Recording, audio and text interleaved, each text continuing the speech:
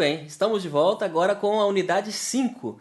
E nessa unidade, como nós anunciamos na unidade anterior, trabalharemos acerca do teólogo, né, e a sua relação com a ecoteologia. Como que a teologia, na pessoa do teólogo, pode então fazer uma leitura da ecoteologia. O que seria a ecoteologia? É a pergunta que nós faríamos inicialmente, né? A ecoteologia pressupõe um estudo acerca das várias esferas de atuação humana sobre a natureza e como que a escritura e a revelação pode ler essa ação humana. Quer dizer, temos na escritura alguns elementos que podem ser traduzidos como forma de leitura, de análise acerca do meio ambiente e daquilo que envolve todo o ecossistema. É claro que para fazer isso a gente precisa então fazer um caminho, uma caminhada na própria escritura, né? E a gente parte do pressuposto que o projeto divino, né, o projeto de Deus, é de redimir o homem e redimir toda a criação. Isso está implícito na criação e no fechamento daquilo que o próprio Apocalipse vai nos apresentar. Há uma intenção divina que está sendo desenvolvida ao longo de toda a história, em que Deus vai redimindo o ser humano, e como o ser humano é produtor de cultura e desenvolve ao longo da cultura aquilo que nele está manifesto, ao redimir o humano que é produtor de cultura, Deus também vai fazendo com que todas as esferas de atuação do humano passem a ser redimidas, ressignificadas a partir dessa compreensão encontrada na vida que Cristo veio promover e trazer para os seres humanos. Agora, vejamos, a ecoteologia, como eu disse anteriormente, ela analisa os problemas ecológicos à luz da fé. A fé, então, ela tem a possibilidade, quando nós falamos de uma ecoteologia, de fazer esse tipo de análise, né? Agora, a pergunta que você pode estar fazendo, mas isso aí não é um estudo que já é desenvolvido pelo pessoal da biologia, pelo pessoal das ciências biológicas, né, claro, e pelo pessoal também aí das demais ciências, né, com relação aos impactos que a natureza possa sofrer? Claro, todas as ciências, todas não, boa parte das ciências tem debruçado sobre esse tipo de ensinamento.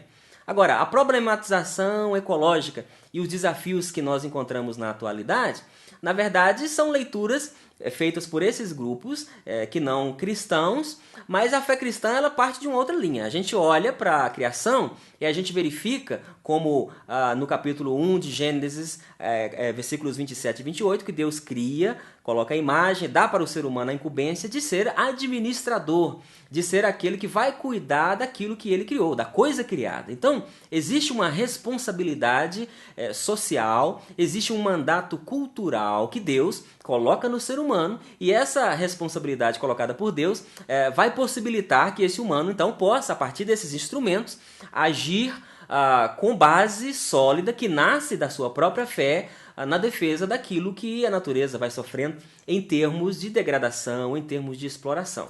Agora, essa exploração que a natureza sofre, se a gente for compreender quando isso começa a ocorrer, a gente remonta à modernidade, que optou pela racionalidade instrumental, e essa racionalidade instrumental ela propunha a satisfação dos interesses do ser humano, e esses interesses nem sempre estavam trabalhados, colocados dentro de uma responsabilidade. Então, a natureza sofreu impactos dos mais diversos, e isso gerou críticas e crises, sobretudo nos anos 70, quando então alguns empreendimentos começam a ser lançados e aí você tem os estudos sobre a ética, sobretudo nas empresas, enfim. Mas a natureza ela sofre esses impactos, e aqueles impactos que percebe-se que são vistos como atitudes irresponsáveis acerca do ser humano, nós temos bases e fundamentos na própria Escritura para poder então argumentar de que de fato o ser humano não deve ser o destruidor da coisa criada, ele deve ser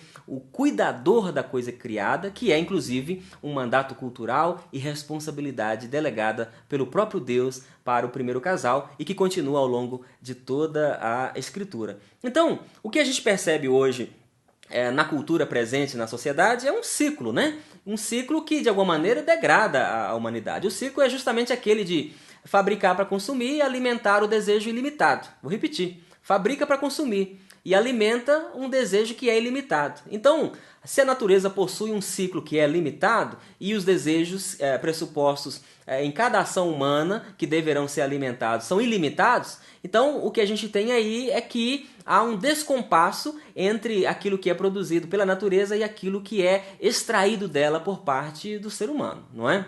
Então esse paradigma, ele pressupõe esse paradigma de explorar a natureza, para que a gente possa fabricar, para consumir, para alimentar um desejo que é ilimitado.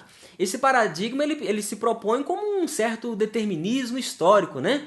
A ideia que se tem é que esse determinismo ele não pode ser alterado.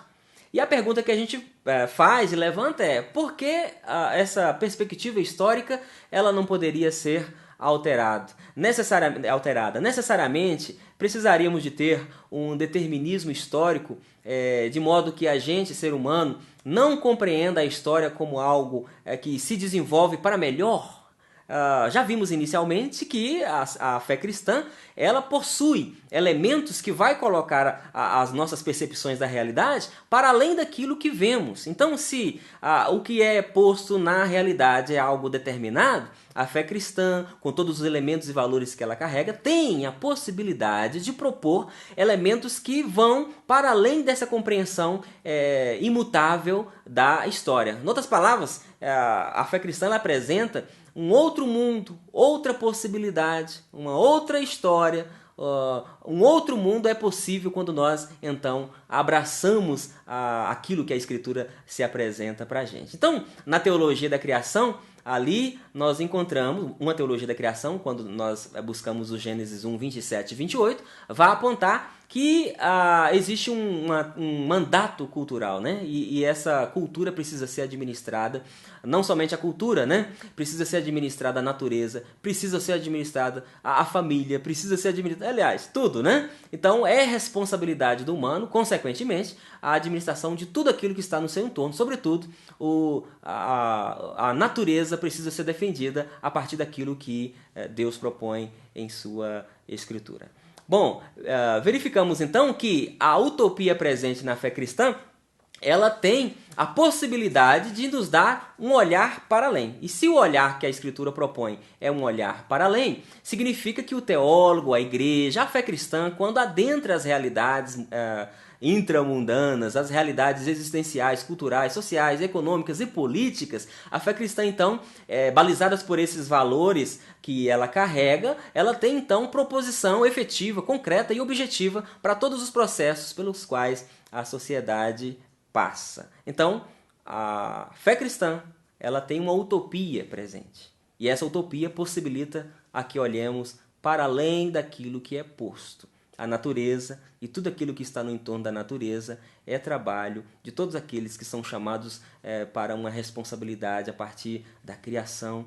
Nós, humanos, temos a responsabilidade de cuidar da criação e é assim que a Escritura apresenta. Um comprometimento ético e um comprometimento com a própria designação que Deus dá e um comprometimento com a própria Escritura, a qual é regra de fé e de prática para a nossa conduta diária, existencial e histórica. Um grande abraço, ficamos por aqui, até a próxima unidade.